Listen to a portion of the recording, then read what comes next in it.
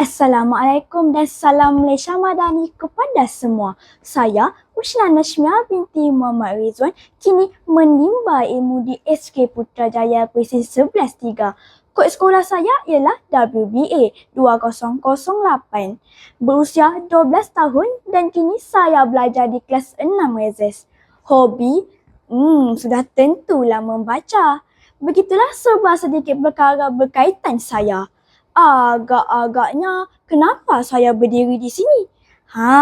Saya berdiri di sini adalah untuk menceritakan tentang sebuah buku monolog yang berjaya menarik perhatian, minat dan minda saya, iaitu buku monolog karya Adenin Roslan terbitan Tarbiyah Sentab.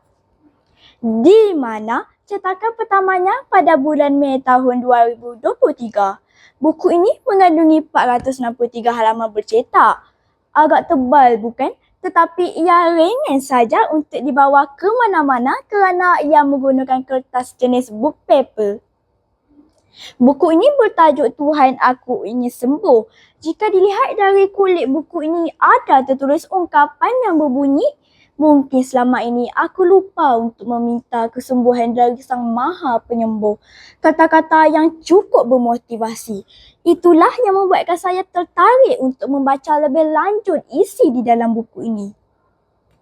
Buku ini terdapat 365 kata-kata yang kita boleh baca dari 1 Januari hingga 31 Disember.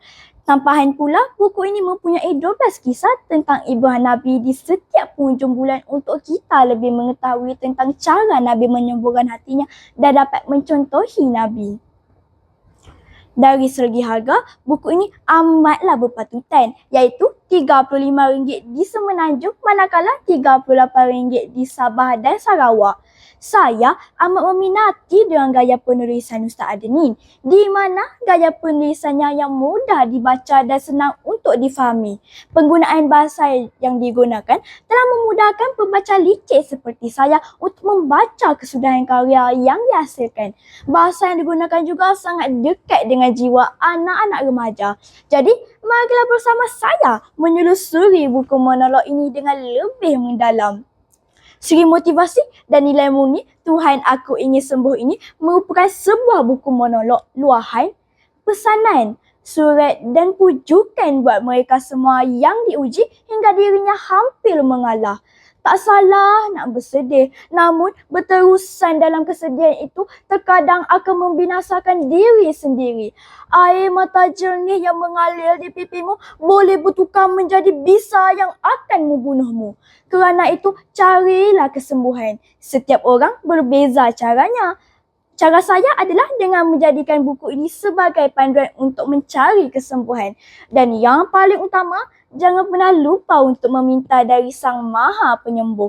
Kesimpulannya, buku yang berjudul Tuhan Aku Ingin Sembuh ini mempunyai banyak pengajaran yang boleh dijadikan iktibar untuk kita semua, terutamanya untuk mereka yang diuji hingga dirinya hampir mengalah. Sebelum saya mengakhiri kata, izinkan saya melafazkan serangkap pantun. Buku ini penuh dengan hikmah. Isinya menusuk jiwa nan luka. Tuhan itu Maha Pemurah.